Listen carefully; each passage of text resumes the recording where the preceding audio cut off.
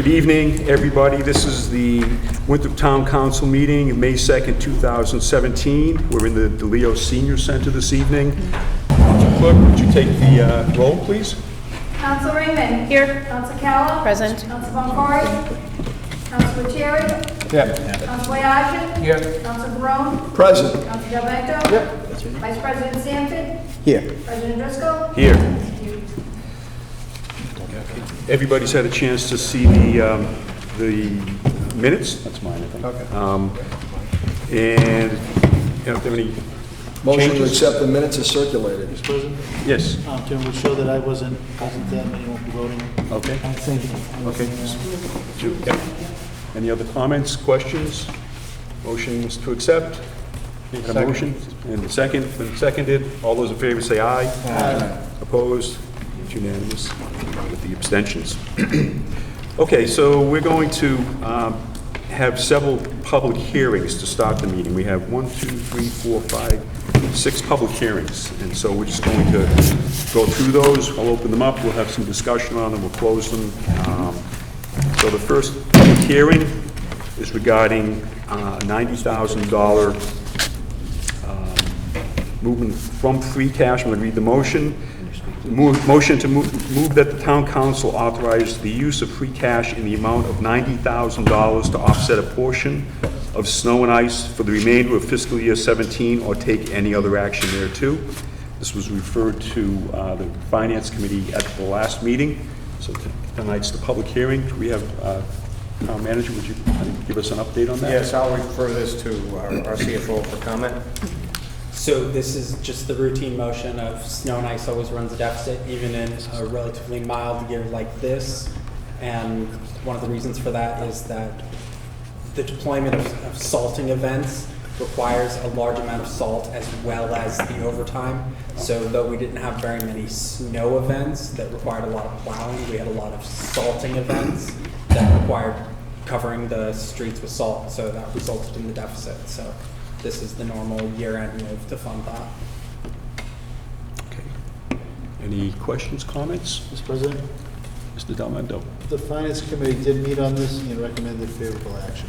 Okay, great. So we'll take that up under old business. Okay, any other comments?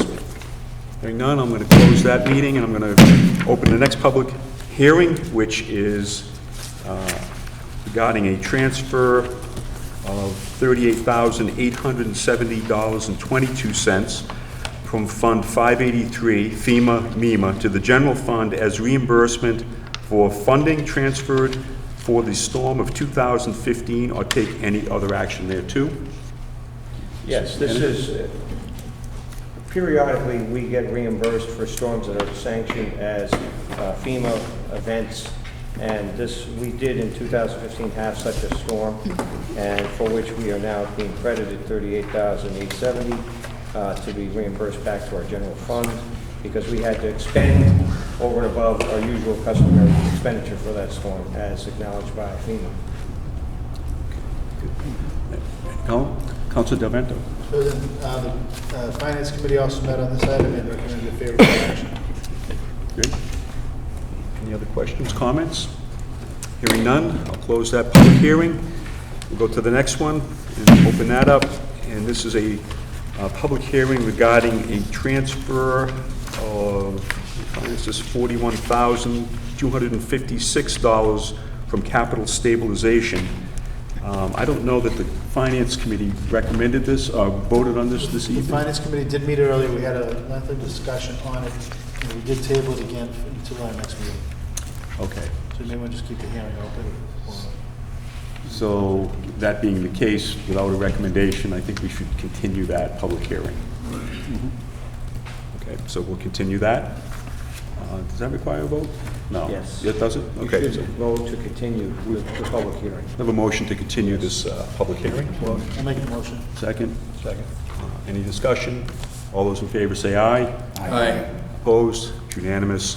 We'll close that public hearing. We'll continue that public hearing.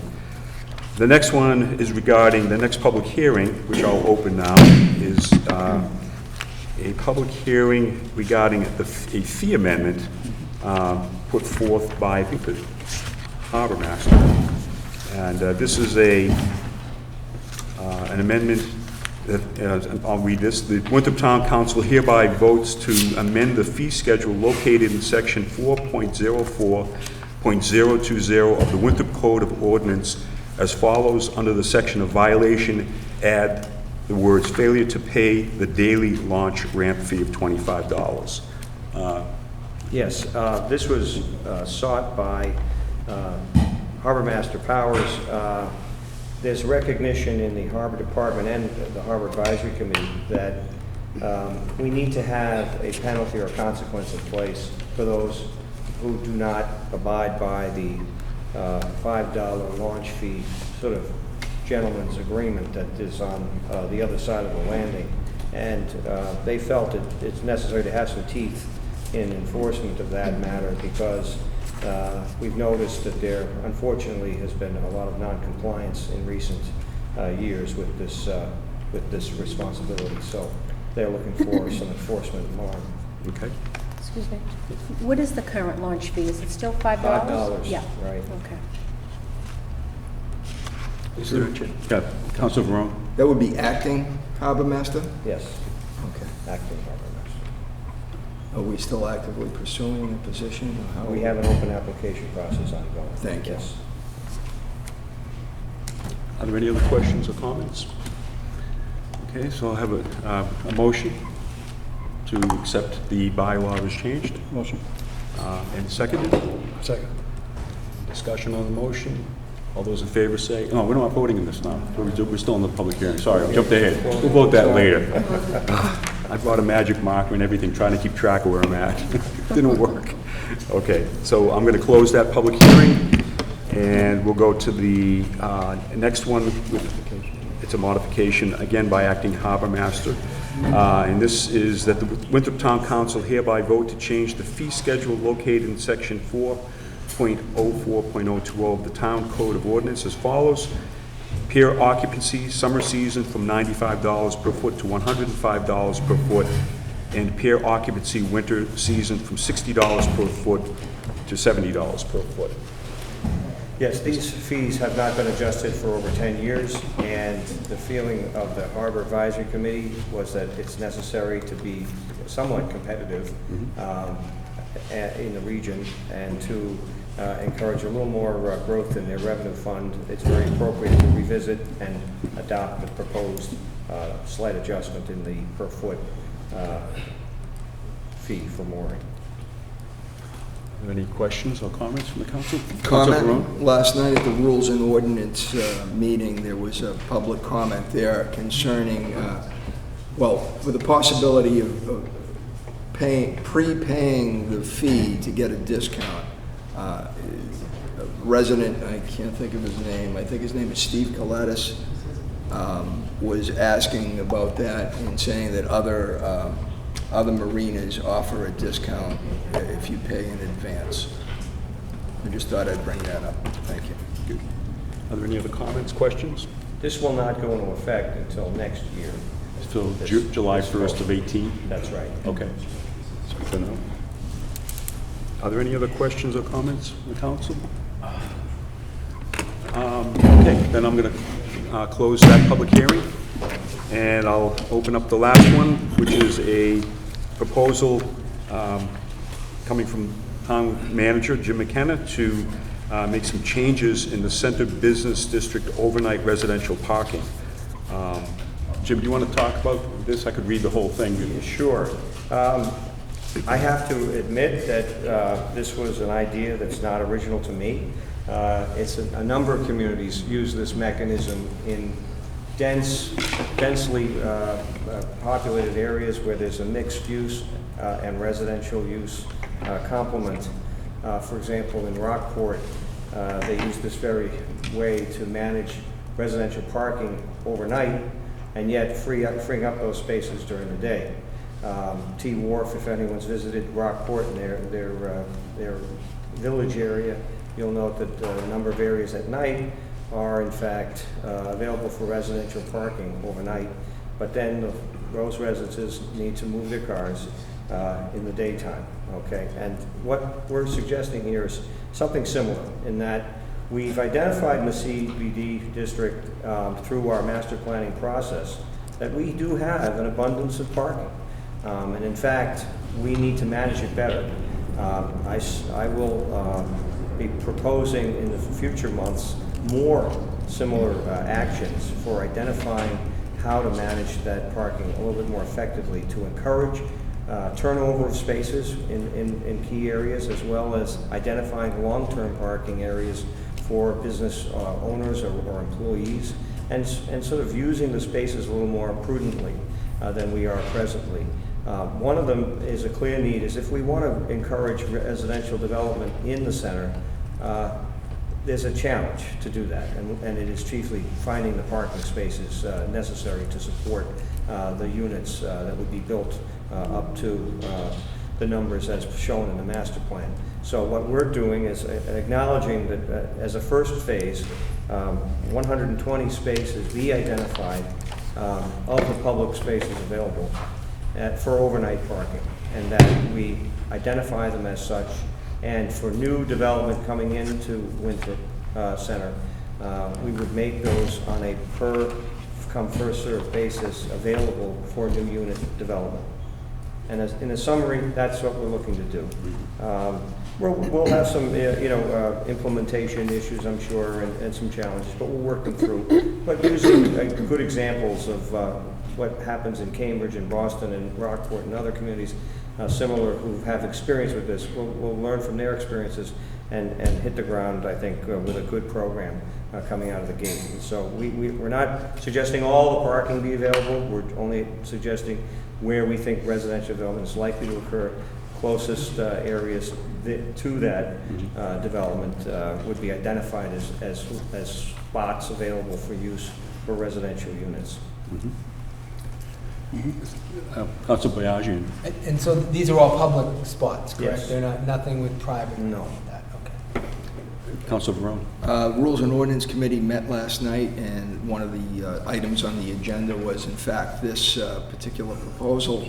And the Rules and Ordinance Committee has placed it on the table until the next meeting. There was a substantial discussion had, and we want to take a better look at it, closer look at it, and possibly tweak it a little bit. So I would suggest, in light of that, that we extend this public hearing to another time, but it's entirely up to council. You can do that.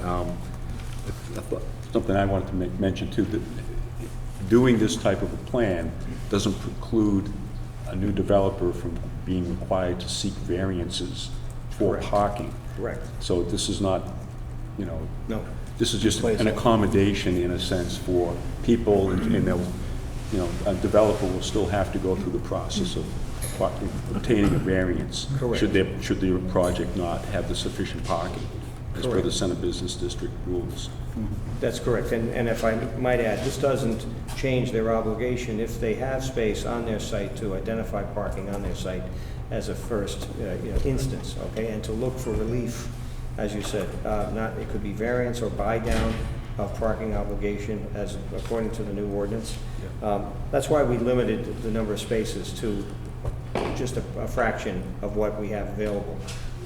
For that very reason, to encourage a balance of approaches here, and to keep the burden on the developer, frankly, to come forward and with solutions. Then they may be specific to that one site or another. Every lot is unique, so the challenges will be unique, whatever application we look at. But we did want to have another alternate option on the table for encouraging new development. Good. Any other comments?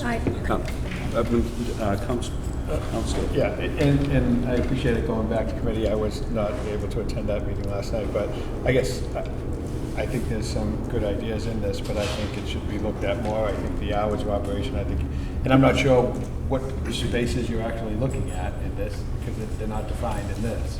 But there are a lot of breakfast businesses in town that open early, and I understand the spaces, but people want to get in and out for breakfast. They don't want to not be able to park, and there are a lot of restaurants open late at night that, I know that there are streets that it's very hard to find parking now up until like 9 or 10 o'clock. So I would encourage the committee to look at the hours of operation for this. And 7 in the morning, they should be out, and I'm not sure about the night, maybe 10. Actually, those very concerns were addressed last evening, and we went back and forth. The developer was there. The developer warrant represented to us that the concern was for financing of his project, that he needed to have spots where, not necessarily assigned to his building, but there could be transferable so he could get financing for the project. And he represented to us that he wanted to see it at 6 p.m. because when people come home from work, that ostensibly would be living in these units, they wanted a place to pull in and park that was for them. There was some hesitancy on our part, and we will look at it and consider everyone's concerns. Certainly, we need to step back and entertain a perspicacious view of everyone in the center, all parties. Councilor Yes, Kelly? I mean, I agree, I missed the meeting as well, but I think that there should be another meeting. I think this does need to be discussed further. There will, Rules and Ordinance will have another meeting. Sure. on this. Any other comments? Should that, at this point, be a combined meeting with economic development or not? I mean, it I- could be eventually, I think it needs to come out of rules and It ordinance. has to but- come out of rules first. Okay, all right. So it sounds like we should, Okay, so we can continue, yeah, Yeah, we'll absolutely. have, we can have that, but Yeah. let me get through this first part of the Yeah, process. not a problem. And then, but so we should continue this public hearing Mm-hmm. and continue this process meeting, trying to iron all these things out about this. Motion to continue? Motion to continue? Second. Second, any discussion? All those in favor say aye. Aye. The public hearing is closed. And that's it for the public hearings. Next part of our meeting is public comment. We have several folks here. Does anyone have a public comment? Hearing none. We'll move on to correspondence. I had some correspondence on a number of topics. One was, I think, and probably others have had this too, on the ferry schedule. I had 3 folks send emails regarding their disappointment in the ferry schedule. And so, you want to comment on that, Jim? Yeah, and I hear those concerns. Certainly, we could not propose the same schedule that we had last year. And it's important for us to tell the community that there are numbers of reasons that go into the development of a schedule and to run this operation at all. Primarily, the issue is access to Boston, which we don't control. We're given certain windows to embark at a location that's been a moving target, frankly, over the past several weeks. We're still in negotiations with Boston with respect to a final determination as to where we're going to land on the Boston side. We're using Moakley Courthouse at the moment as a temporary location, but we're trying to secure the aquarium. There have been some issues proposed by a butter to that location that we're hopeful that we can get that cleaned up and secured for us. We're enlisting the speaker to help us with those issues, and he's been very helpful, but it's been challenging. And also, as I have mentioned in numerous occasions at the council, that we have identified the very reality that we need to grow our catchment area for ferry service. Depending on Winthrop alone does not produce the numbers, at least in the early prospects and early goings of this enterprise, to support the ferry. And so we took it on as a responsibility of trying to get to a break-even point as reasonably quickly as we can, to not have to rely on additional revenue from the town. And frankly, that's been an effort to find partnerships and look for ways that we can encourage additional utilization of the ferry in ways that can actually bring in dollars and support it, so that we don't end up coming to you at a 3-year close and say, this isn't going to make it, and this is going to be something that will perish, unfortunately. So in the interest of that, we need to locate partners, and we have. East Boston and Quincy are both right now exploring partnership with the town, neither which is assured at this moment. But we have to build out a schedule for the season that would anticipate those two communities joining us in some reasonable fashion. That said, that then sort of lays out a horseshoe effect in terms of how our one vessel approaches the schedule. We don't have multiple vessels. We're not an Uber. We can't be an on-call demand service. We're more like a bus service, if you will. And as such, we have a beginning point and a return point. And so we leave at some hour that's reasonable in the 7 o'clock hour from Winthrop. We go to East Boston. Then we go to a point, right now it's Moakley, but we want to get that changed to Aquarium. Let's assume that we can over the next few weeks. Then we go to Seaport, and then we go to Quincy, and we could turn around and we come back, and we do the same return. And that, in and of itself, sets the timing of when we can come and go in that prime time slot for any rider on this ferry. That, coupled with the fact that we are told when we can bring our customers to port.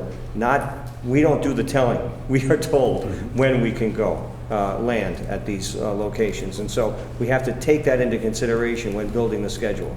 And I can understand and appreciate the fact that people may not appreciate those challenges and think that we could leave whenever we want to, come and go whenever we please.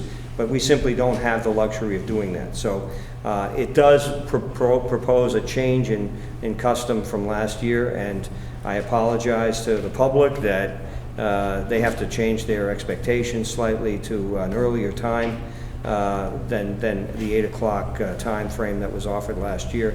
But again, the two reasons: we need to expand our customer base, and we need to accommodate the times when we can actually feasibly drop people off and pick people up in Boston. And those are the issues that really tailor the strategy. Council Biaggi. No, I completely understand, because, you know, we certainly don't want to, we want to make it so that it's at least breaking even with profit. But I think some of the question, that it begs the question, if it's going to drop ridership in Winthrop, because a lot of people are saying it's not an ideal time for them, and we're not utilizing the ferry service, but we're servicing the other communities, I guess it begs the question of, should we continue that? I'd really be very interested to see what the ridership will be with the new ferry schedule, because we've gotten a lot of them that this is not, they're not going to be able to ride the ferry. It's not optimal for anyone. Right. No. Quincy wanted the prime time slot as well as we.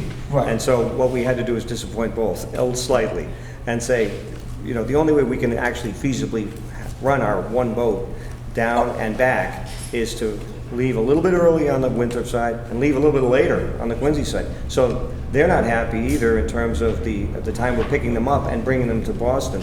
So it's a challenge when you have one boat to do all of this. And it may not be ultimately workable. I mean, we're still open-minded to the idea that it may be that going to Quincy doesn't work. We're going to try it and see how it works.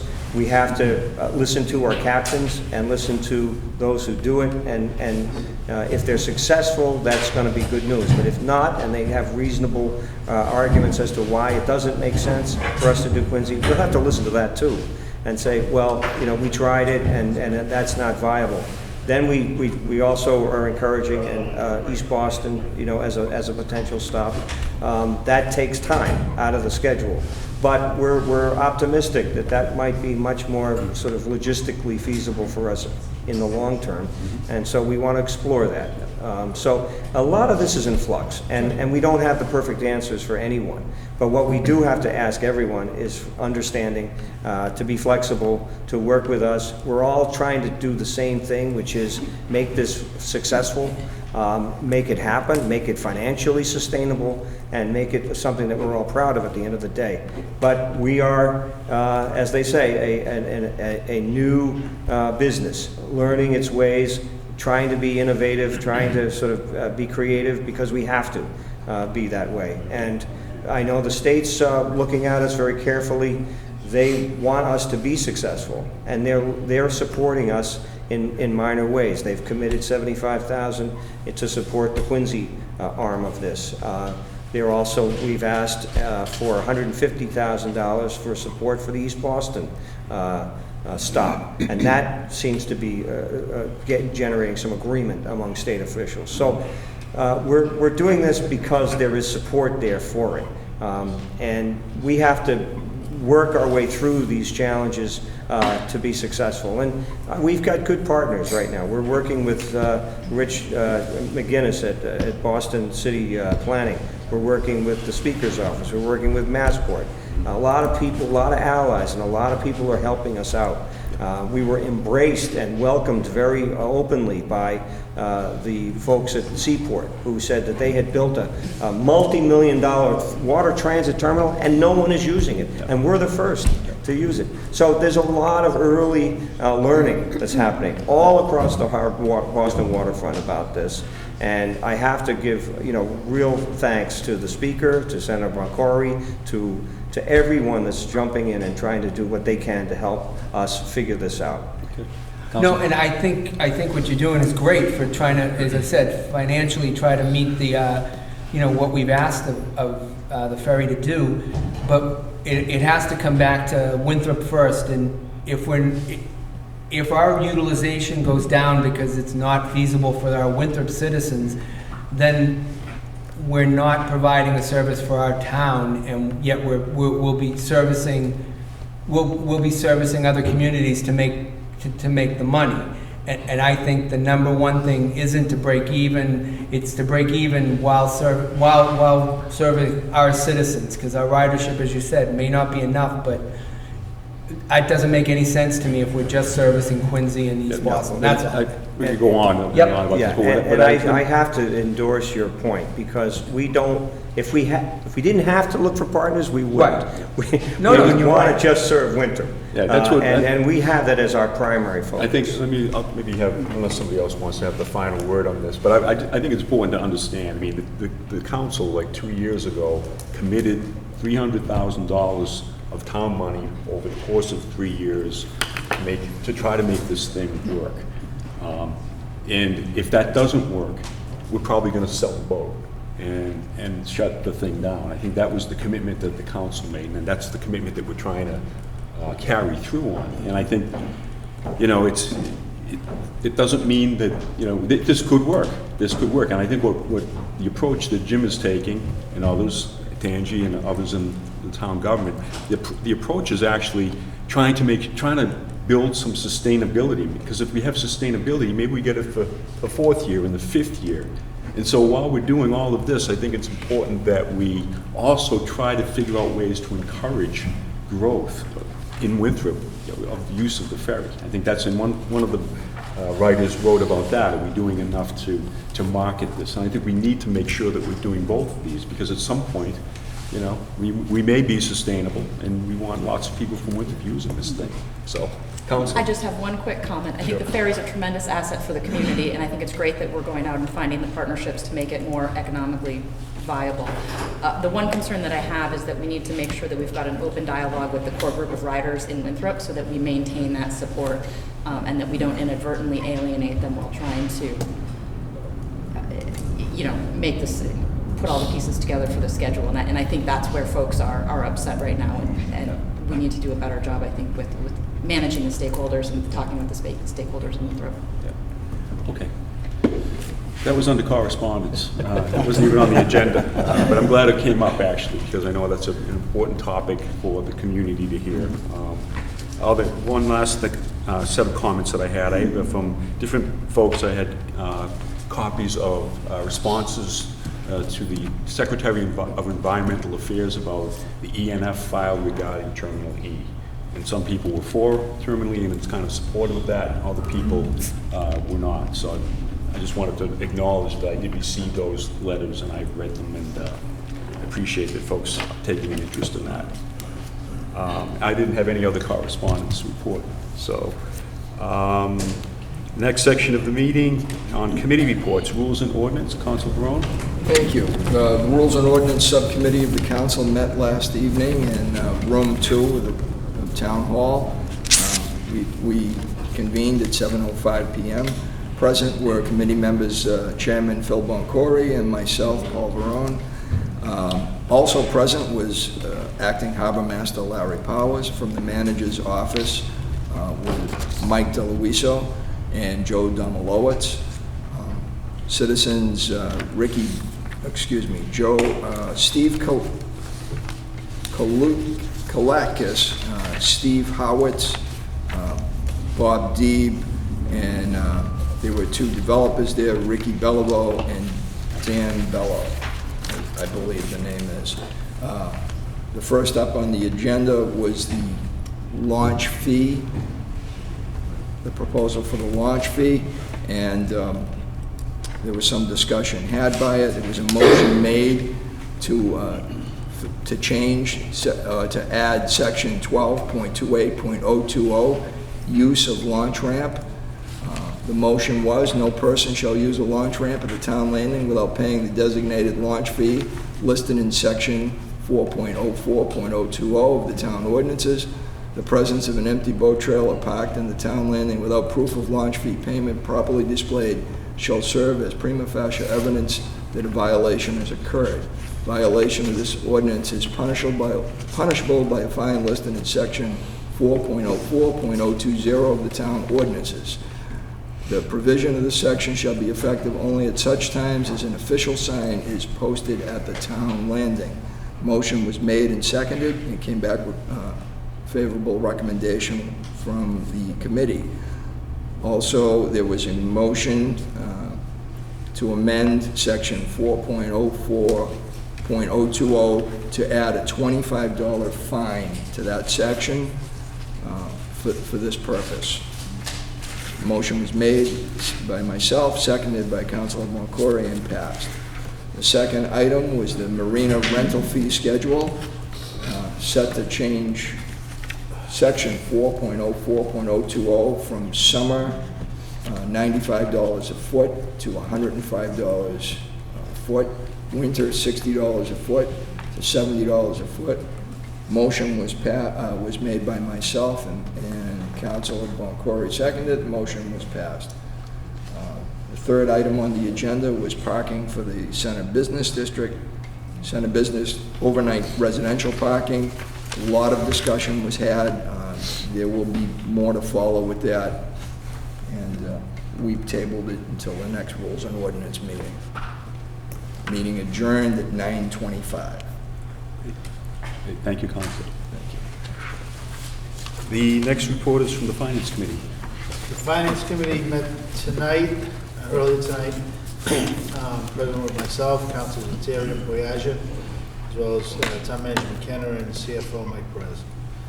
The items on the agenda were $90,000 use of free cash to offset the FY17 snow and ice deficit, transfer of $38,870.22, which was from FEMA funds received for storm and FY15, the reimbursement to the town general fund. Transfer of $20,000 town council line item services. Transfer to town manager line legal services. $5,000 town council line for audit services, internal audit, the town attorney line legal services, and transfer of $3,000 from town council reserve. Pest control, those were all recommended favorable action to move forward unanimously. There's also discussion on the $33,900 transfer from the ferry vessels general fund to the general fund, which was the DOT grant funds that were moved back into the general fund to cover costs incurred over the winter before the grant came in, basically for bookkeeping purposes. That was also passed to move forward to positive action. We had the transfer of $41,256 from capital stabilization to fund the pickup truck for schools. Custodial service was tabled for further discussion until our next meeting. Okay. And that's it. Thank you very much. Not listed on the agenda, but I know there was a meeting of the Miller Field Committee last evening. Millfield Counselor Beard? Construction Subcommittee met last night Subcommittee. and had 4 or 5 things on the agenda, including, most noticeable is the demolition has begun. It actually began last week with preparing for it, and today was the first day that you actually saw the field house coming down. Half of the bleachers, the home bleachers, I think, are down, and that demolition will be done in relatively short order. Also discussed how the golf course has agreed to evacuate all their equipment and belongings out of their shed or storage facility along Veterans Road, and that would also be part of the demolition, which will be taking place in the next couple of weeks. Also discussed colors in regards to the tennis courts on Ingleside, the hockey roller rink at Ingleside, and the end zones for the on Miller Field, and writings on the end zones. Also, it talks about continuing discussions on possible recommendations on security at Ingleside. A lot of members have already noticed, and it's just beginning with kids riding their bikes and little vehicles on the tennis courts. We're putting a lot of taxpayer money into them, and we want to be able to keep them in good condition, so I'm sure there'll be talks ongoing on that. And everything else seems to be on track. We still look forward to opening day for a football game at Thanksgiving, the opening of the stadium, I guess. And that's it. Okay, great. Thank you. Thank you. Town Manager's Report. Thank you. Good evening. I have submitted a balanced budget to the council for your consideration. You have 45 days from Monday to adopt it, and I want to thank everybody that was involved in putting it together. Mike Perez, Biz Zaleski, and town department heads all doing a lot of work to put together, I think, a very, very good presentation. So we'll get into that in a few minutes, but between now and then, I want to acknowledge the middle school for their gold medal in drama. That's a terrific win for them statewide, and we were able to showcase our school to a number of schools in the region who were very inspired by our new school, to say the least, and how much we saved in building it as compared to some other communities. We discussed the ferry. I'm not going to go into that anymore. I can check that off, right? Thank you. Okay. We are putting an RFP out this week for a landscape architect to help us with the center plan. We have submitted to the Economic Development Subcommittee a draft concept plan, which will go forward to a landscape architect who I will solicit the Economic Development Subcommittee's help in selecting a landscape architect once we have gone through and received over the next few weeks some proposals for that. But it's important that we stay on it because time is of the essence there to get a plan adopted by the council so that we then can draft our plans as well as propose what it is to be funded through grant prospects and other issues for the redevelopment of the center. So a lot is now lining up for that, and we need to have a lot of involvement of the council at this point to help give direction on the overlay of what is to be proposed to be redeveloped in the center. So lace up your timber lines because it's going to be important that we get that done. The Belle Isle Ecology Park construction process has begun with meetings starting tomorrow. In fact, I think Steve will be heading up a meeting looking at the logistics of how that's going to go over the next summer months and into the fall. There are going to be responsibilities of our contractor, responsibilities of the town, and, some neighbor issues as well to be considered. So all of that will be put together in a plan, and who's on first, second, and third, so to speak. But the idea is to have shovels in the ground, hopefully, in June, and start construction on that park. I've submitted, I should mention two things. One, I've been taking some concerns about the lack or potential lack of alcoholic beverage licenses that would be available for new development or new restaurants in town. We may want to consider in the near future submitting a request to Speaker DeLeo to move forward with a special act enabling the town to increase its cap of licenses for new enterprises in Winthrop, because we will be down to our last after this month, I believe.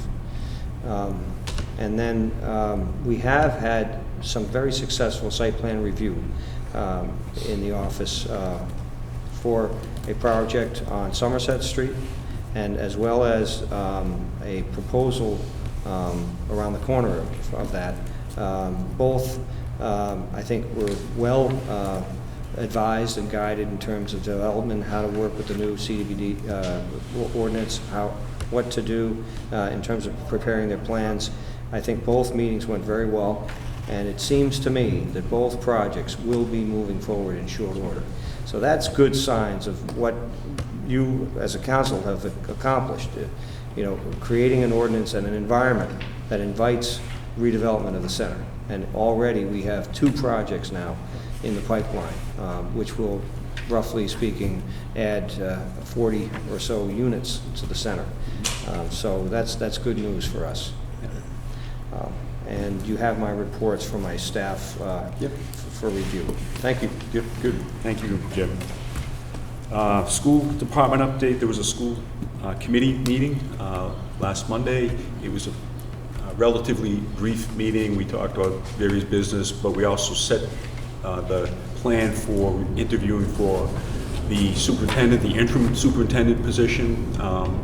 We're going to interview 2 internal candidates for that position, for the interim position, at our next school committee meeting, which is this Monday coming up.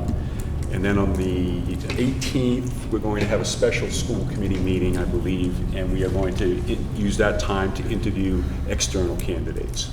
And so that process is underway. These interviews will be happening in public, and they'll start on this Monday. So that's good. That process is well underway. Okay. Now we're going to go through and old business, and some of these we just talked about in the public hearing. And let me start with the first one, which is a transfer of $41,256 from the Capital Stabilization Fund 964 to the General Fund Special Article to fund the pickup truck for school custodial services, or take any other action there too. Mr. President, Councilor? I'd like to make a motion to table that item. Motion to table that. Second? It's been seconded. Any discussion? All those in favor say aye. Aye. Opposed? It's unanimous. We'll continue that. The next motion is that the town council transfer $33,900 from the ferry vessel grant fund number 537 to the general fund number 01099049700 to repay the general fund the amount voted 6/7/16 to fund the fiscal year 2016 deficit in this fund, or take any other action there too. Mr. President, that came out of committee with a favorable recommendation. Came out of committees, so we have a motion. None seconded. It requires no second. Is there any discussion? Hearing none. All those in favor say aye. Aye. Opposed? It's unanimous. The next motion is for that the council authorize the use of free cash in the amount of $90,000 to offset a portion of snow and ice for the remainder of fiscal year 17, or take any other action thereto. that came out of committee with positive recommendation. Motion. Motion. Any discussion? All those in favor say aye. Aye. Opposed? It's unanimous. The next item is, let me just do that. The next item is that the town council transfer $20,000 from account number 0111053-530200, town council line number 0111053-53020, audit services, internal auditor to manager, town manager legal line number 0111253-530400, legal services. I'll take any other action there too. That comes out of committee with a favorable recommendation. Motion. Motion. Any discussion? All those in favor say aye. Aye. Opposed? It's unanimous. Next item, that the council transfer $5,000 from account number 0111053-530200, town council line number 0111053-530200. Am I reading that twice? Audit services, internal auditor to the town attorney line number 0115153-530400, legal services, or take any other action there too. Motion. Motion coming out of committee needs no second. Any discussion? If none, all those in favor say aye. Aye. Opposed? It's unanimous. The next item is that the council transfer $3,000 from the town council reserve number 0111057-578100 to special article number 0196052-588127, pest control, to fund this article through the remainder of the fiscal year, or take any other action there too. Motion. Motion coming out of committee with favorable recommendation. No second is needed. Any discussion? All those in favor say aye. Aye. Opposed? It's unanimous. The next one will be on the ramp fee. This will be that the town council hereby vote to amend the fee schedule located in section 4.04.020 of the Winthrop Code of Ordinances as follows. Under the section of violations, add failure to pay the daily launch ramp fee, $25. Motion from committee. Motion from committee requires no second. Have a motion? Oh, that is the motion. Motion. Any discussion? Hearing none. All those in favor say aye. Aye. Opposed? It's unanimous. The next item is the modification of the marina fee. Is that the one? Yeah. That the council, the Winthrop Town Council hereby vote to change the fee schedule located in section 4.04.020 of the Town Code of Ordinances as follows. Pair occupancy summer season from $95 per foot to $105 per foot. Pair occupancy winter season from $60 per foot to $70 per foot. Motion from committee. Motion from committee. Any discussion?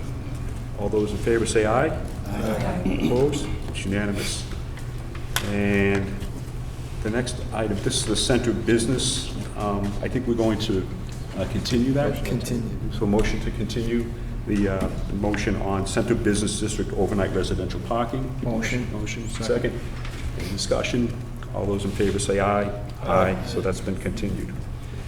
Okay. We now are at new business, and we have probably equally as many motions under new business as I just kind of blew through. So what I'm going to ask is, the council is fine with this.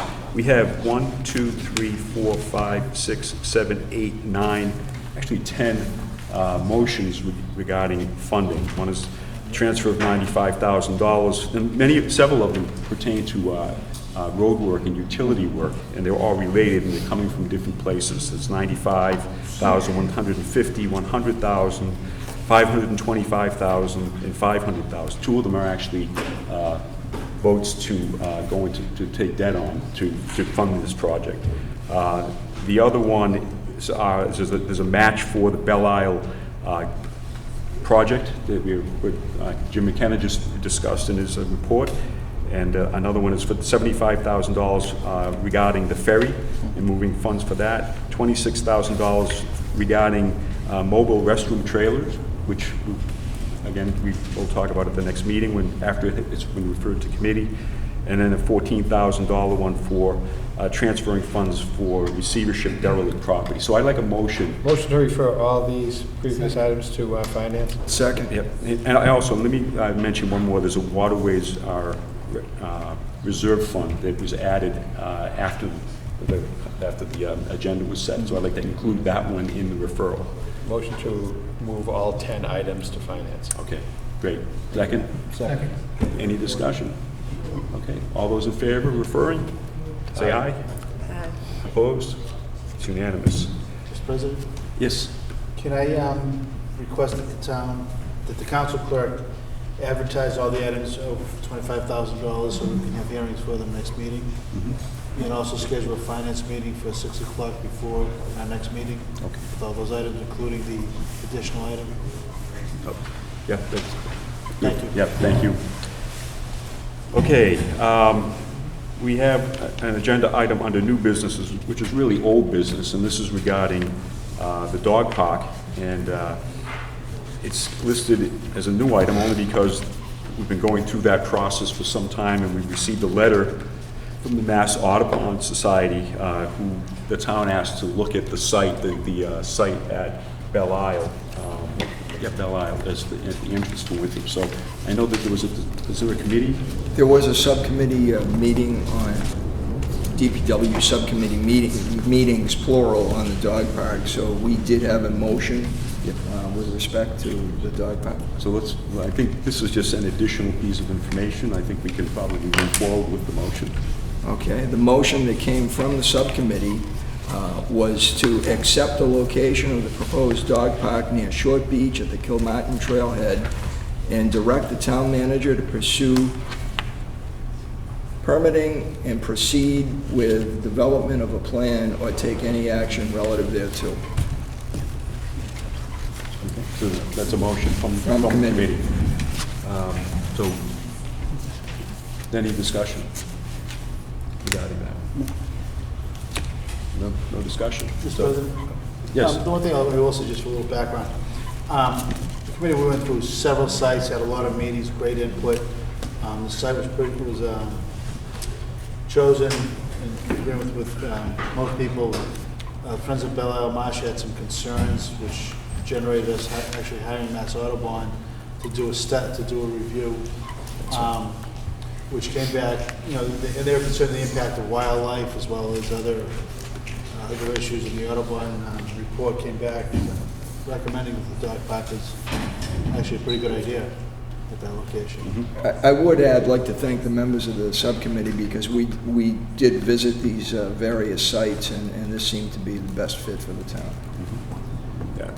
This has been being discussed for at least a year, probably longer, and a lot of due diligence, I think, has gone into this, and so I'm glad that we're here, ready to vote on it this evening.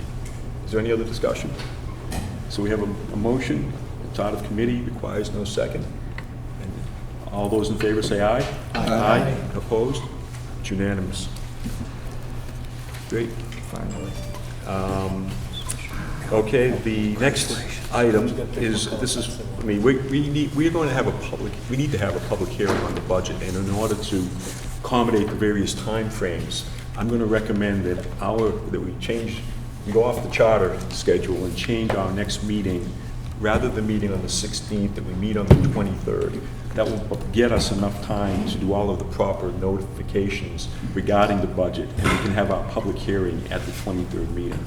So I make a motion that we amend council rules to move the second meeting in May to the fourth Tuesday of the month, which would be May 23rd. Second. Any discussion? All those in favor say aye. Aye. Opposed? Not unanimous. The next item is a motion to accept the resignation of John Massero from the Millerfield Building Committee. John is leaving, and he's here with us tonight, but John is going to resign from that committee. And so I'd like a motion to accept John's resignation and to appoint in his place Richard Lawton.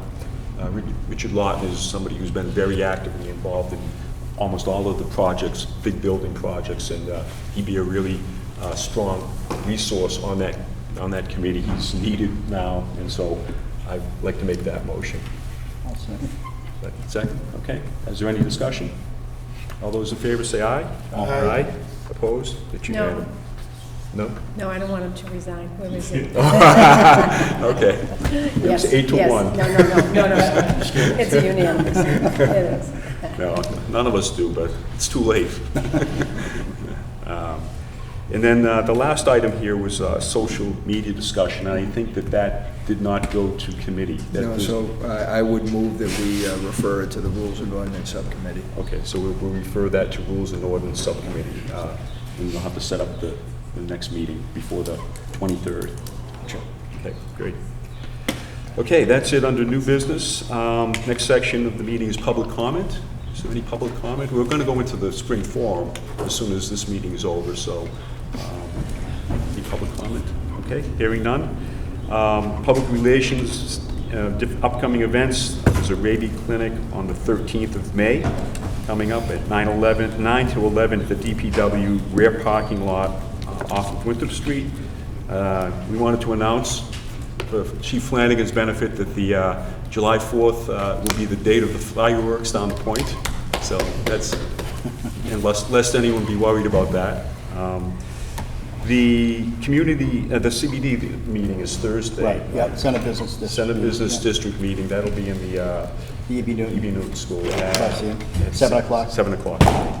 May 4th. Yep. And I mentioned the budget public hearing. I don't know if any other councils have any other events. Just a quick, the Winark walk on Sunday was terrific, even with the cold weather and everything. It was a great turnout, and really nice. Great. Yes, Town man? We Yes. also had a great event down the center. That's right. Yeah. The, wasn't a national night out, but was like it. Oh, that was a great Yeah, night. Yeah. and in Lieutenant's- honor of Frank Scott for his 40 years of service to That was the really town. good. That was It was great. great, turned out to be a beautiful day. Yeah. There were a lot of people A there. lot of people came. That was a really And fun time. I think he really enjoyed himself. He had a great day. Yeah, that's great. Just. Yeah, I just want to Jerome? mention that the American Legion is going to sponsor a parade this year on Memorial Day on Monday, May 29th Yep. at 2 o'clock. Those who will be marching in the parade to assemble at 1 o'clock on Walden Street near the E.B. Newton School. Yep. So, Good. I think that day too, there's also something at 11 o'clock at the cemetery, an official event prior to that, so it's a long day, but it'll be great. Hopefully the weather's good for us all. Councilor Barone. Just one comment. Someone asked me about the rabies clinic and if at some future date we could include cats. cats. Cats. Okay, I I'll take that just under thought advisement. Just thought I'd throw that in there. Thank you. Good. We'll Any other take that under advisement. public events? No, and I didn't think so. All right. Motion to adjourn? Motion to adjourn? Second? All in favor, say aye. Meeting adjourned. How do you like that?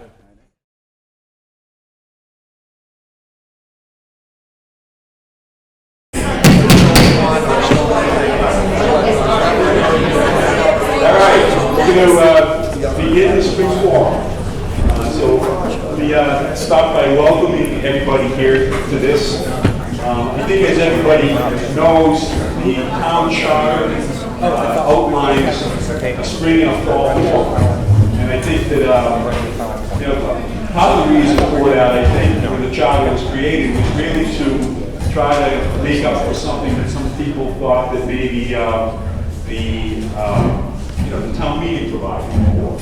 And so this idea of having a forum twice a year gives folks an opportunity to hear what's going on in town, and participate and talk about that. So tonight is the spring forum, and we're really here to talk about the budget and finances of the town. We're in the throes of developing the budget. On Friday evening, all of the councils received our look at the budget for the first time in a kind of comprehensive, consolidated way. So Jim and Mike Perez are going to go through the budget and other aspects of the finances of the town with everybody. And again, it's a forum where people can talk. If you have questions, this is a good time to do that. And so I'm going to turn it over to Jim, and he's going to take off. Thanks, Jim. Thank you, Council President. It's a good opportunity for all of us. Thank you for being here. I always appreciate the fact that you take a night out to come look at numbers. That means you must be serious. Thank you. And I'll acknowledge and respect the gift of tonight that you're giving us to go over something of a dry subject, but necessarily important to discuss for the town. We are proposing a balanced budget. That's our obligation. It's my obligation under Chapter 44 to propose to the council a balanced budget. And that's a challenge in and of itself. Some other levels of government never do that. But we do here, and we do it as a discipline and as a statutory requirement. So it does limit us in terms of what we can propose. But we are given direction by the council every December, and this year indeed the same has happened, and we were given fiscal policy directives to follow for this budget, and they were very important, and I want to review them with you real quickly. That we remain fiscally conservative in our revenue projections, that we maintained an effort to ensure favorable free cash results at year end, that we continue to work cooperatively with the school department, that we continue to fund the town library at levels that ensures its accreditation, that we maintain our commitment to regional dispatching 911, that we continue to support our peer recovery coaches to adequate levels, that we continue to improve our funding of OPEB unfunded liability trust, and that we provide for the support for a planning consultant to serve the planning board. Those were specific requests of the council that I took very seriously and attempted to fold all of those into this year's budget. But that's just a very small portion of our budget. Our budget is a $45 million general fund operating budget with additional plus or minus $20 to $25 million in enterprise and revolving funds that we got from 6 actually. And those are very important independent businesses, if you will, of the town. Water, sewer, rink, parks and recreation, council on aging, ferry, and even school, for example. All of those are enterprises that, or revolving funds that have to also be reviewed and voted on by the council. So they come as in tandem with our general fund budget request. And so what we'll do tonight is to review where we begin with everything, is to say to ourselves, what kind of money do we have? And how are we going to look at that and project it going forward to plan for a budget? And so I'll ask Mike Perez to come up and review the revenue picture, and then I'll return to review the expenditure side. Mike.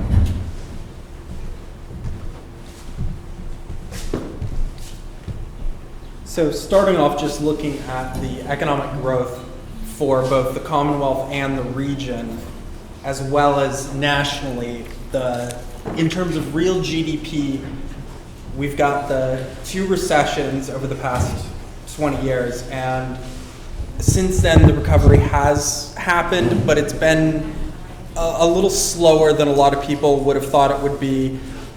But again, there's still the recovery. And in terms of employment, the slide on the right shows the total employment in Massachusetts as well as the Boston metro area. And the dashed line is the 2001 peak. So as of 2014, both the region and the Commonwealth as a whole are over the peak employment from prior to the first recession. So there's been a lot of recovery. For calendar year 2015, the real GDP growth in Massachusetts was 3.8%, which ranked 5th in the nation and well over the 2.5% nationwide figure. So the economic recovery is happening. Can you go to the next? Yeah. And we're also seeing that locally. So the median household income has been steadily increasing since the last recession, with a few small changes. And in terms of employment, both the national rate, the state rate, and the local rate have all been trending down. So we actually in Winthrop have had an unemployment rate that's mostly lower than the Commonwealth as a whole. So that's showing that there is a strong economy here in Winthrop as well. And going on to the real estate market in Winthrop, in terms of sales, there aren't that many sales that happen on a monthly basis. It's usually less than 10. So the data on the average sale price can be skewed so that those green lines show the average sales price moving around a lot, but the solid blue line is showing the percent of the original list price received, which was down, but now it's getting toward 100%, and it's over the past calendar year has reliably been over 95%. So that's showing that houses are selling and they're going for very, very close to the ask price. On the right, it's showing the average single-family home value in Winthrop, and that's based on data from the assessing department. And the peak in 2007 was very close to 400,000, and as of 2017, we are about $10,000 below that peak. So real estate values have almost completely recovered from the past recession. In terms of the budget, as Jim said, it's almost $60 million, and that's including the general fund, the exempt debt, enterprise funds, and revolving funds. The vast majority is the general fund. And then getting into the general fund revenues, to the next one. The general fund revenues, two sources make up 87% of our revenue. That's the property tax and state aid. The remaining 13% is the local receipts. Those are the things that we have a little bit more control over, and that percent share has been consistent over time. And in terms of property tax, that is primarily limited by Proposition 2.5. So we get 2.5% the prior year levy plus any new growth. New growth tends to be around $150,000 a year, so there's not a lot of room there. Moving on into the local receipts, the vast majority of these also come from two sources: excises and the payments we receive from Massport and the MWRA. In terms of the excises, there is some volatility there, and graphed up here shows the motor vehicle excise since fiscal year 2001, which it has generally trended upward, but there's a lot of fluctuation in it, and the difference from 2001 to today is going from about 1.2 million to just over 2 million. So that's some steady growth, but over a 16-year period, that's not that much in terms of percent change. So really, the revenue that we have control over is very small because we don't set the rates for the motor vehicle excise, we don't set the rates for any of the excises. The Massport and MWRA are both agreements that have been signed and were from several years ago.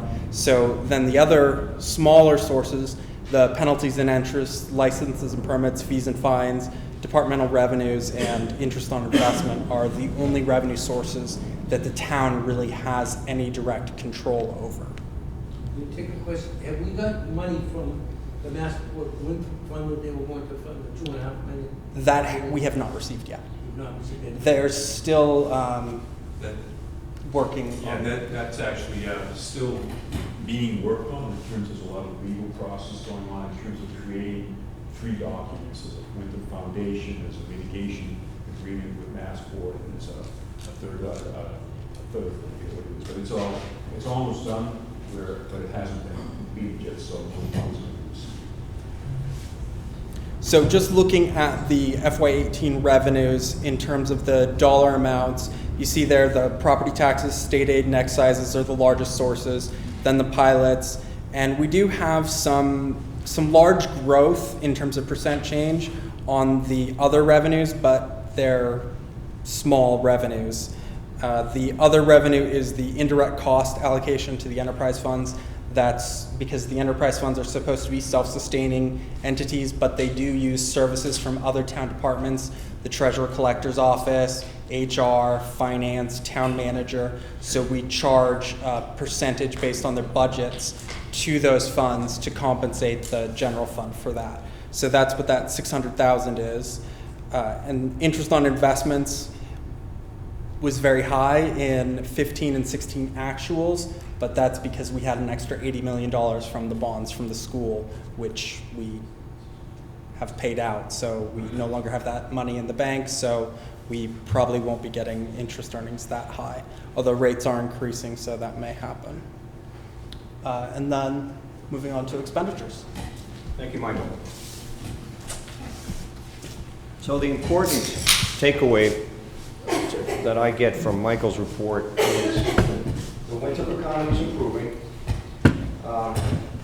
We have done better in a number of revenue sources, but we can't expect to see the kinds of results that we've seen in recent years. And in large part, that has to do with this expenditure side of the budget, because we took into account the fact that there are a number of areas that needed additional funding this year, particularly the school department, and in other areas of the town as well. And that took away a little bit of bandwidth, if you will, out of the free cash that we had been able to create over the past 4 years. Michael showed a graph at the close of this presentation that'll show our growth in stabilization funds and our growth in free cash, and comment on that more fully. But I'd like to just mention that we did attempt to meet our obligations of public education, public safety, public works, public health to the extent that we could.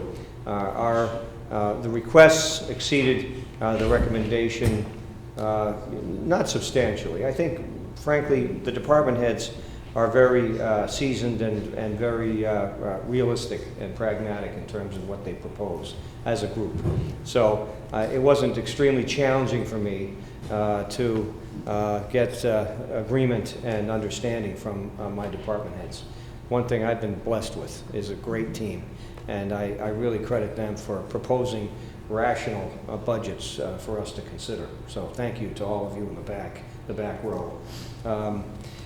But that didn't mean that we don't have some things we want to accomplish this year. And the list, if you could, I don't know if you could move to the list of the areas where that's not it. The tip, keep going.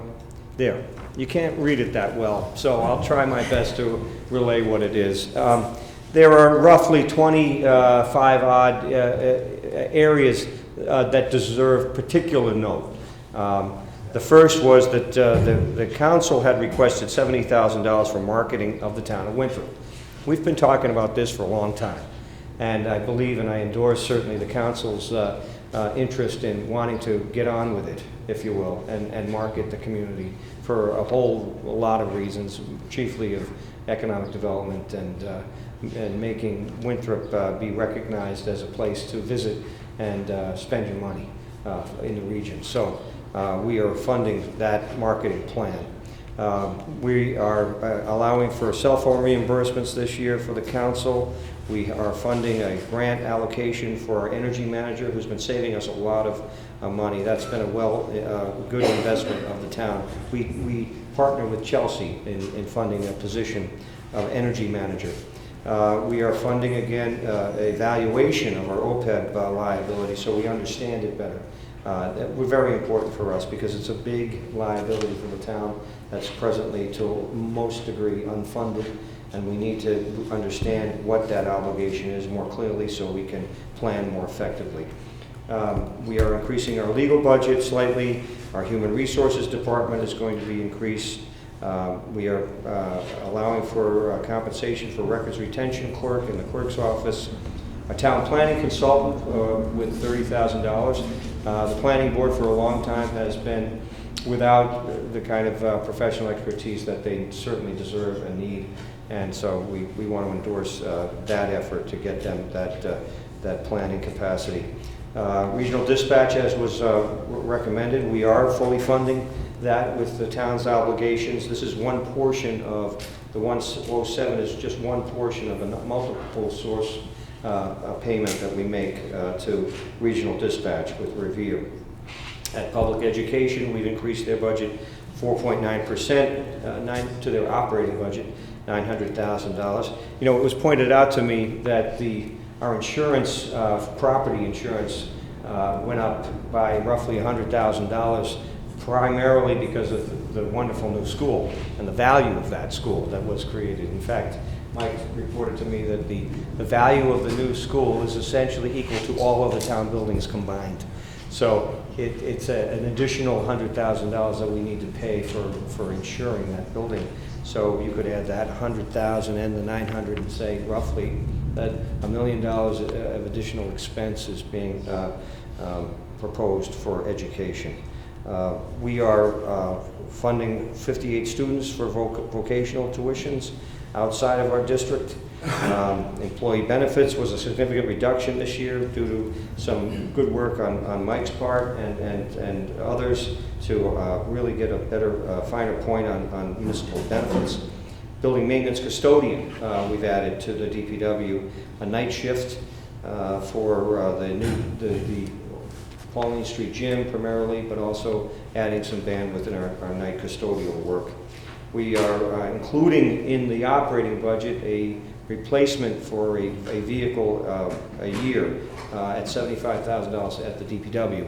We feel like the police cruiser in the police department's budget, it's something that needs to be done with more discipline. Replacement of those vehicles is necessary as an ongoing obligation, and so we've sought to include that in our operating costs this year, as well as the police cruiser for $36,000.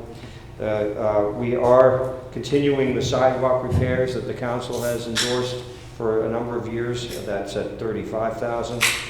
$10,000 increase each year we've made to snow and ice. Just tonight we had to pay a deficit of $90,000 for the sanding and salting of even a mild winter. So we're not quite there yet, and I don't think we'll ever recommend that we fully fund snow and ice, because that's always challenging, because there's a statutory problem when you overfund snow and ice. You've got to rebudget it at the amount you spent. So it's a little tricky. So we'll probably always carry a small deficit, but get to the reality of what that actually expense is every year for the town.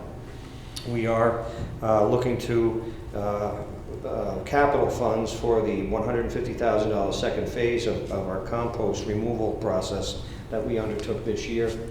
With the operating budget comes a capital plan. That's usually funded through one-time revenues.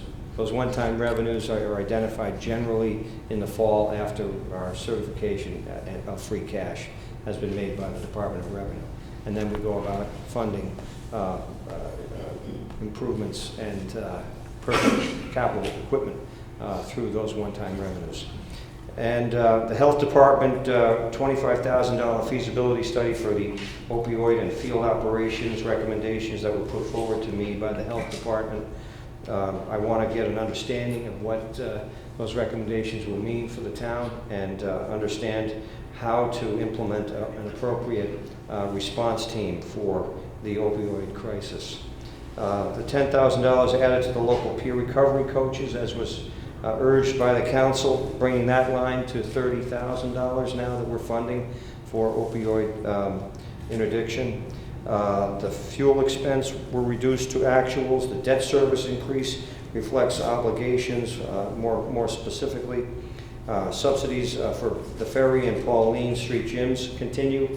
The Pauline Street gym is a bit different. We have done a profit and loss statement that's included in the back of our budget that shows an estimated revenue from both Parks and Rec and other users that use that gym to support some of the utility expense for the gym. In addition, we are seeking a supplement funding from the council of $50,000 to continue operating that gym. We did incur some one-time expenses to fix the gym to the extent that we can. I believe that we'll have more fixes to come in the future there, particularly the heating system. The snow and ice deficit projected at $75,000. The salary reserve is at $270,000. pending labor negotiations. We have 6 unions that we need to negotiate going forward. And I mentioned already the gym and the ferry. So those are basically the highlights of where we are making improvements in our operating budget. We have also recommended a number of capital improvements that deserve mentioning. The zoning ordinance review was not funded this year.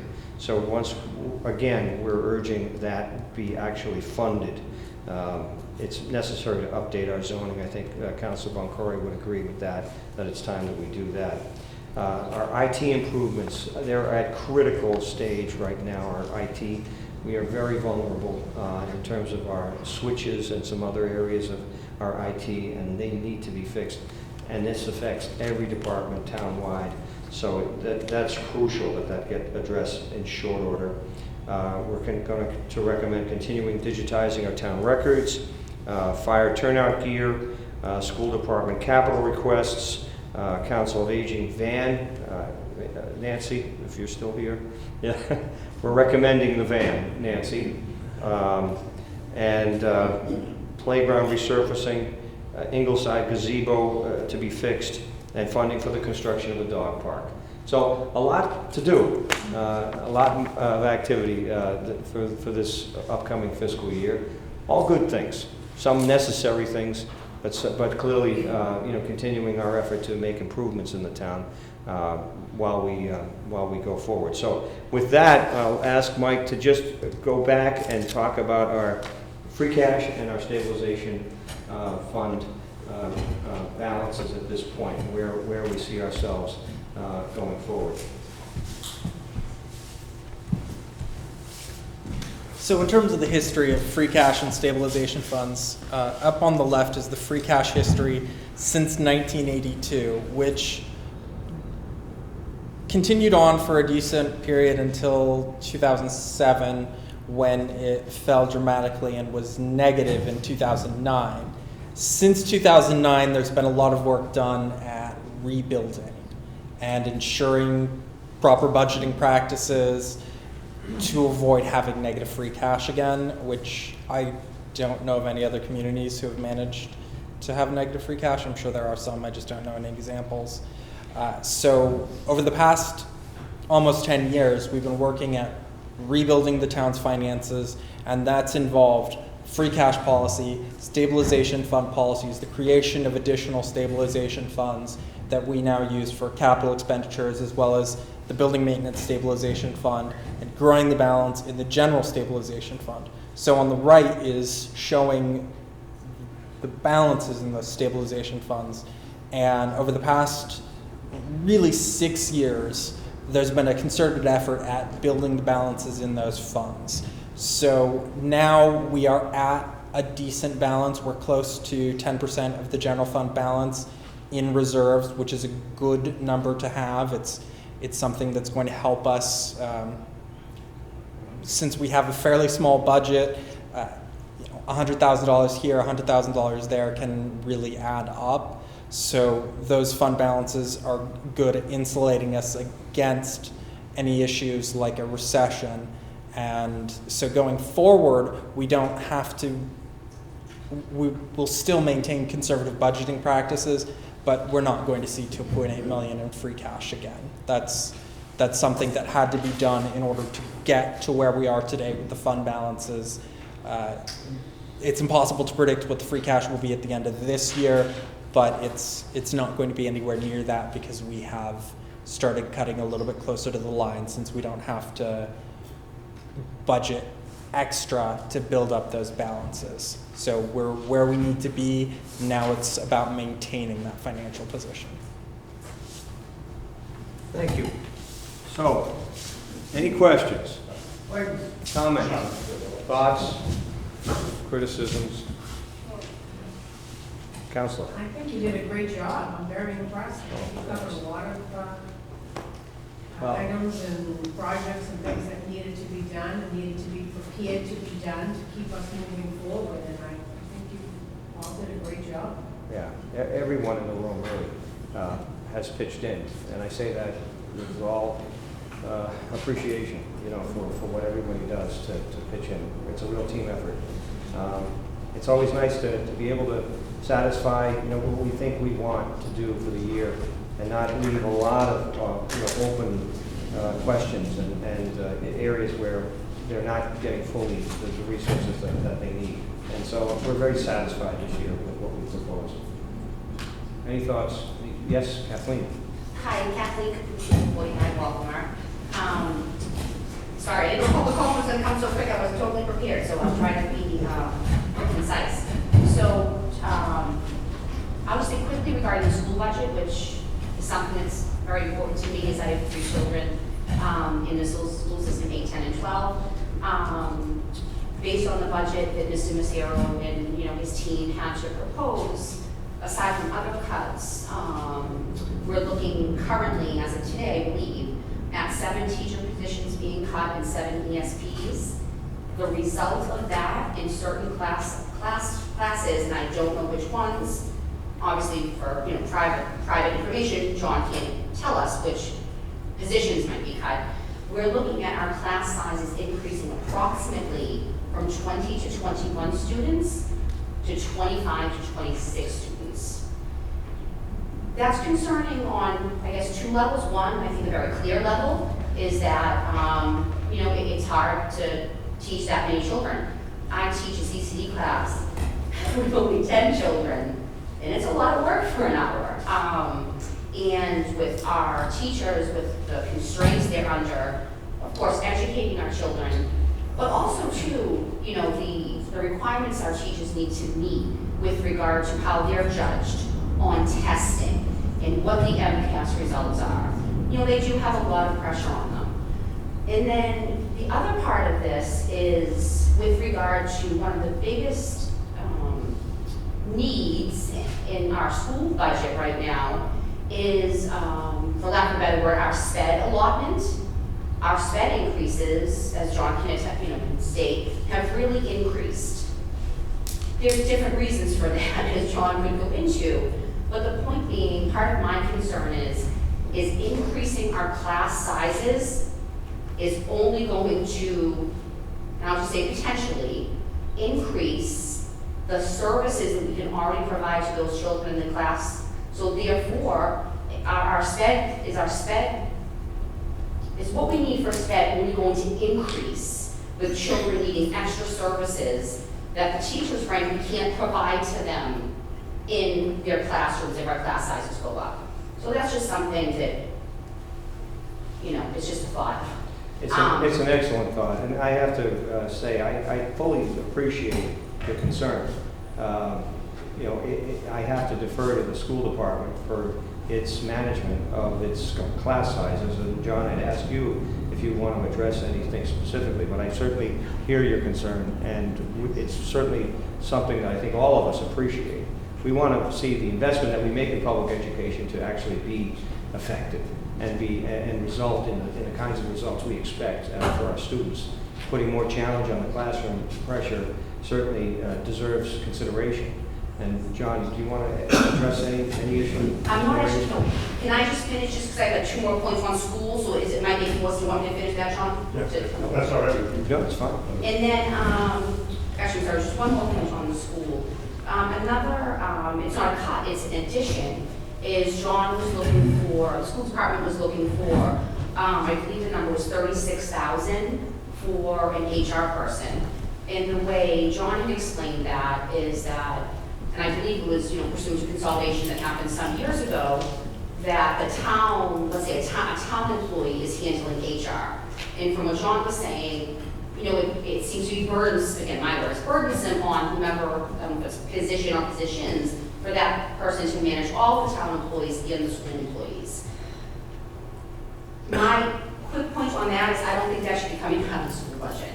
And the reason being, if consolidation and the way that plan was supposed to work was to have that go to the town, that role, if you will, then I think if it is needed, that 36,000 or that position should be coming out of the town budget and not be coming out of our school budget. And then just my last point I'll make is, and I've said this at other public meetings before, It's unfortunate to see, I think I counted 4 of us that are just citizens here, that are not town employees, part of the council, and I appreciate, of course, everyone being here, on committees which they volunteer for, our heads of our departments that are here on, their time. There's many reasons for that, but I do need to say, I did send an email to the council and town manager today. I think there needs to be better communication, in my humble opinion. The spring forum, unless you know the charter, you don't know that the spring forum is about the budget.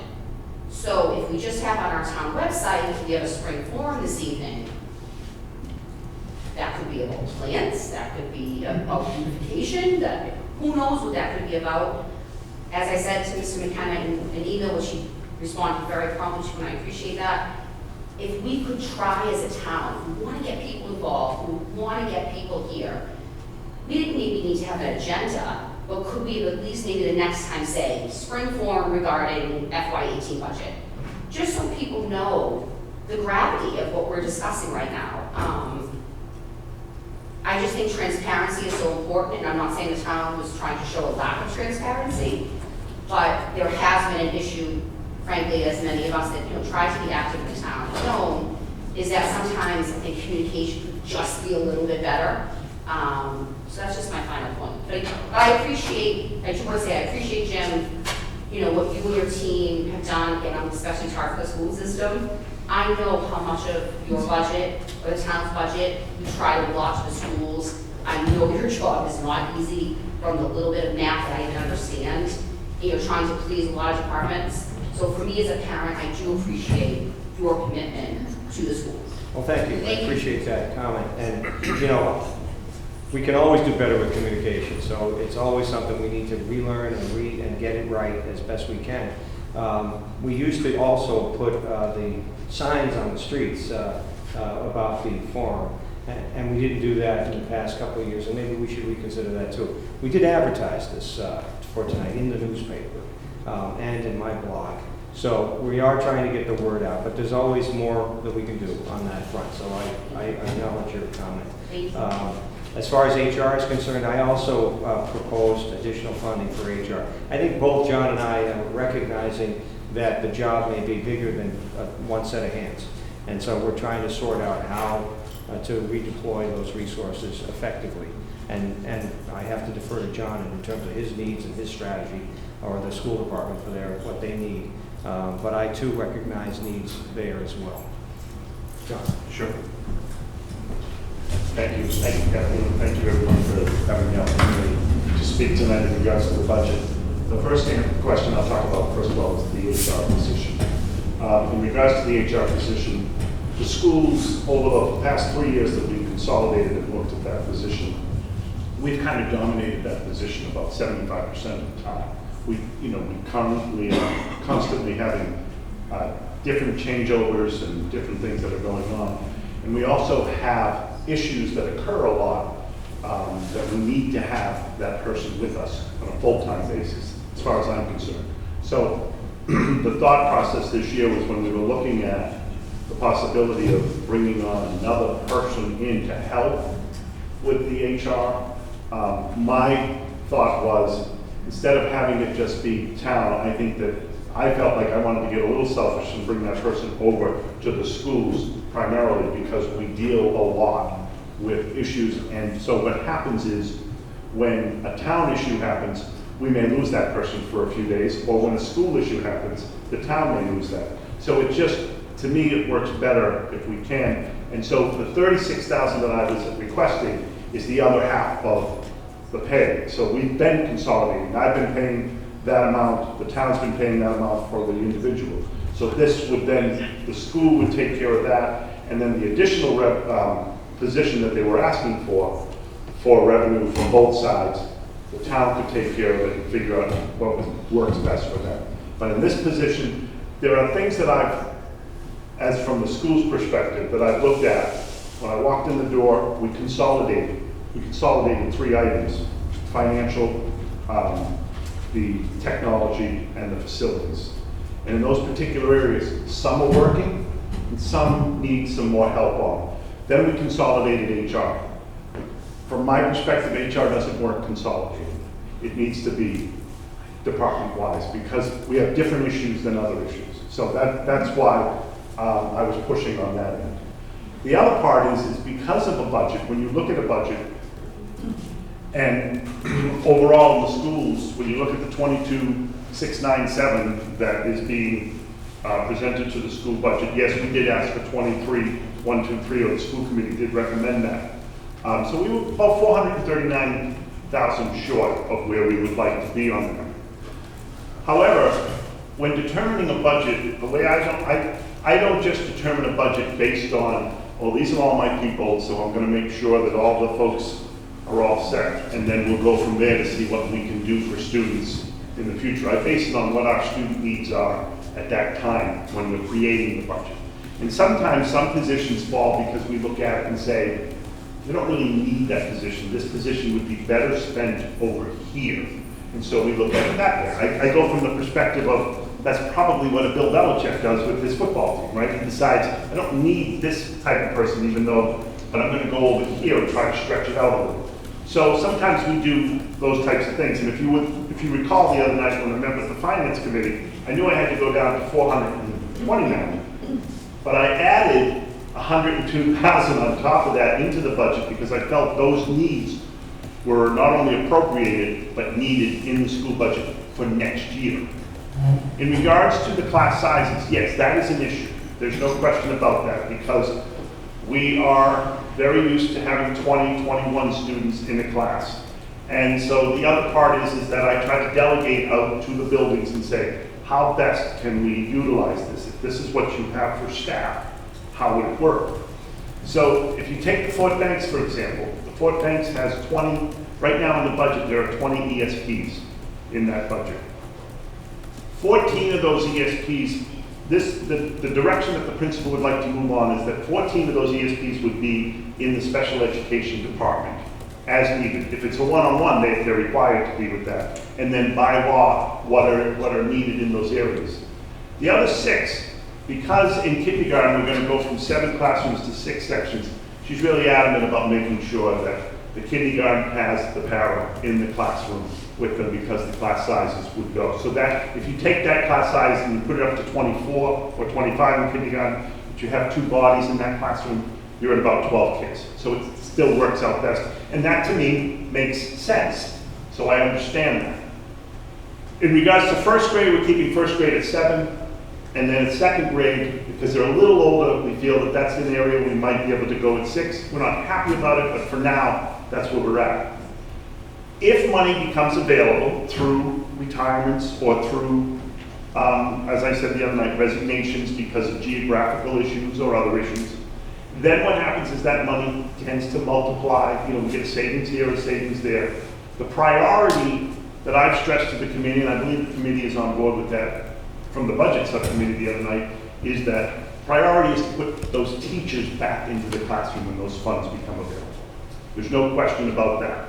And at the coming school, we're looking to put 7 third grade teachers, 6 fourth grade and 6 fifth grade sections, and reduce one of the ELL teachers. However, what we're going to do is we're going to have an ELL inclusion class in those 3 grade levels that we're working on. So that will help us better handle our needs for those particular students.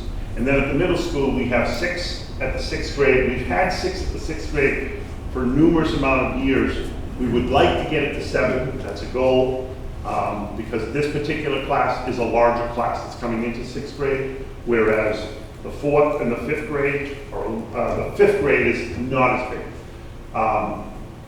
And then the 7th and 8th grade, we're going to go down to 7 sections, which still gives our class sizes they're very good class sizes at the middle school level. So, and at the high school, we had a retirement, and we moved someone into that retirement to work. So that is a very big concern of ours. We're working hard to try to resolve that as we move along. But the other concern that's really important is that we don't lose programs, because one of the things that you have to understand is over the past 6 years, whenever an opportunity came, we added programs programs. We finally built back areas that were desperate need in the district to make a student well-rounded, to be able to have those opportunities. And I feel confident and comfortable that we've done that. So we don't want to pull that back and take that back. I mean, we have a math coach at the Arthur T. Cummings School. We have various positions that are all over the school district that are working and are working well. We have full-time music now and band at the middle school. We'll have full-time music that'll happen at the Cummings School that we didn't have. Over the course of the past 5 years, we've been able to have a 5-day rotation for our little ones so that they know that gym is on Thursday of the week, not every 6 days. So these are the positives that have occurred throughout the years that we didn't want to pull back on. I'll close with this. Yes, this upcoming year is a heavy increase when it comes to the contractual agreement. However, the importance of that contractual agreement goes way beyond next year. One of the things that it has done is it has brought our salaries to a very competitive area, competitive level across the board, which now has been able to retain teachers, which we're very pleased on. In the past, I would lose 30 to 40 teachers a year. Last year, we did not. We lost about maybe 10 for geographical, and this year, so far, we're holding pretty good on it. We'll see how it comes. The other part that you have to understand is that the elementary teachers, we have next year, we will be the first district in the state of Massachusetts for the elementary schools to go 990 hours, not 900 hours as required, but we're going to go 990 as what is required for middle school and high school. That costs money to do that, and we did it. But that's to benefit our students. That's why we did it. And so that's the important thing to understand. The year after, I think you will start to see more growth come. We want to bring those positions back slowly as we can, and then you will see the budget retain itself and also bring back the supplies that are needed to help. So if you take into fact that the town has given us, they've allocated right now for approval $900,000 for the operating budget. We've put a request in for $140,000 in capital improvement.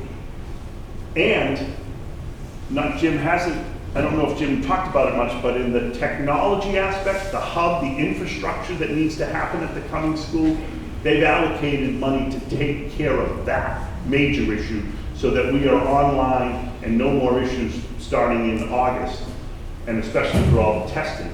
You take that $150,000 and you put that in, the schools have benefited by over $1 million this year in the increase. And I have to applaud that, because when you look through the years, we have gone from, a 300,000, 250, 300, 400 to 750 last year to 900 plus the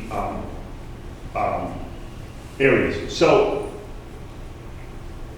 with that said, we're doing what we can with the figures. We'll get through this. We'll get through this year as we move forward. But I think I'm really excited to see the programs grow that we've had.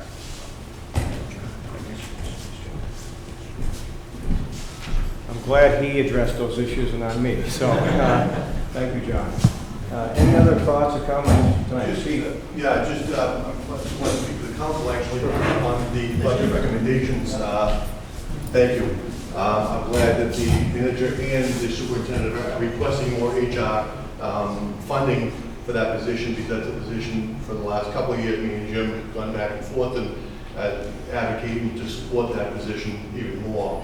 One person for 600 and something employees, all the training, all the compliance issues, all the PES and personnel action forms that need to be processed. It's inconceivable that one person can do that. And that person has done it, but I think we added a lot of stress to that position. So to reduce that stress level and to give that support for that department, I think is a must.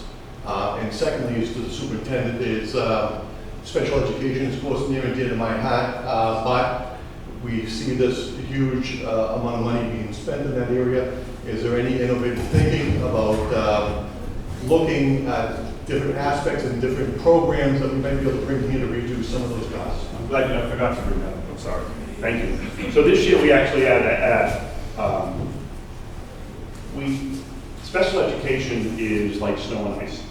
It's the best way to describe it, because a lot of times in special education, you'll have students that could come into the district, and then students would move out of the district, but once they come into the district, it's at our expense of what happens. And so this past year, we had 7 students that were not in our current budget, as predicted from last year, that had to be taken care of for special education. We have what they call a circuit breaker, which is money that's over and above $44,000 that's spent on a student. Then from that point on, from that $44,000 and above, so if you spend $60,000 on a student in regards to special education, that $16,000 becomes eligible for reimbursement as a circuit breaker. But in that $16,000, the state will only give you whatever their percentage is that they do, and most of the time it's a 70 to 75%, at most 75%. So when that money comes back, we use that circuit breaker to help offset some of our special education courses, out-of-district tuition. So the question that the chief has asked is, what are we doing to pull some of these students in? In the past 3 years, we've created a therapeutic classroom at the high school and at the middle school level, and we've even started to do it at the lower levels, that has allowed us to keep our students to stay within, because that out-of-district tuition could have grown by another 10 to 15 students had we not done that, which would have increased the budget to another probably over $1 million from 1.5 on that. So it is to our advantage to try to bring students and return them into our district. Who better to teach them but us? But we have to have the programs. And there are some programs that we just don't have because it's only one student who is in need of that, or a particular need that that student has. So they go out of the district. What we need to do moving forward is we need to be proactive like we have been over the last few years when it comes to the maintenance account, when it comes to the capital improvement account, the stabilization account, and the free cash that comes down. If the committee can really take a look at the possibility of saying, once free cash comes in, can we establish a maybe 0.5 or 1% of that fund goes into a special education or a school, account that's kind of like a rainy day for that special education component, which is now permissible from what because a lot of districts are running into this issue. Then that could take care of, just like this year when we needed a new boiler, we were able to come request that money out of the maintenance account. It was there and it was taken care of. So those are the types of things that we're looking at to try to make sure that special education is working. And the last part is, the other part of special education that is very expensive is the transportation to and from. So we're trying, I've been talking with Jim, we're trying to see, there's a consolidation area. There's a way to take a look at something like that, because we're spending a lot of money paying for outsourcing vehicles to come in and pick up our kids. Maybe we should be putting more money into paying employees that way that might be cheaper in the long run to bring our students. And so those are the other things that we're taking into account. Thank you very much.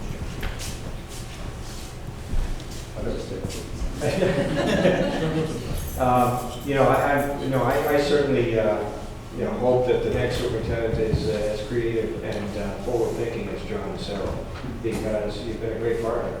And I certainly have enjoyed thinking about ways of innovating and doing things differently for the benefit of the community. And one of them is this transportation idea.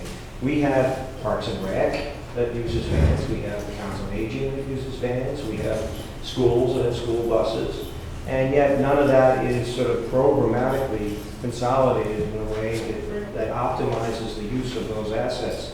And we thought maybe this could be a way that we could to redeploy them to effectively, perhaps some of the students that we have transported out of town, that we could use a pooled sort of enterprise to offset some of this cost. So that's the kind of stuff that we love to do, is to think differently about how we use our resources. So thank you, John, for that. Any other questions? Yes, sir. Yes, comments? Sure. So I just want to make a few comments. My name is Bill Schmidt. I'm on the Vice Chair of the Board of Health. My Chair, Nick LaConte, is here, and I just wanted to make a couple statements and comments based on the budget from what I've seen. I thank you, Mike, for sending that to me. First of all, I appreciate being on the board for the past year and a half. Council President Driscoll nominated me, and the whole council voted to support that nomination. We've built in the past year and a half on the work of former members Councilor Engman and Tracy Honan.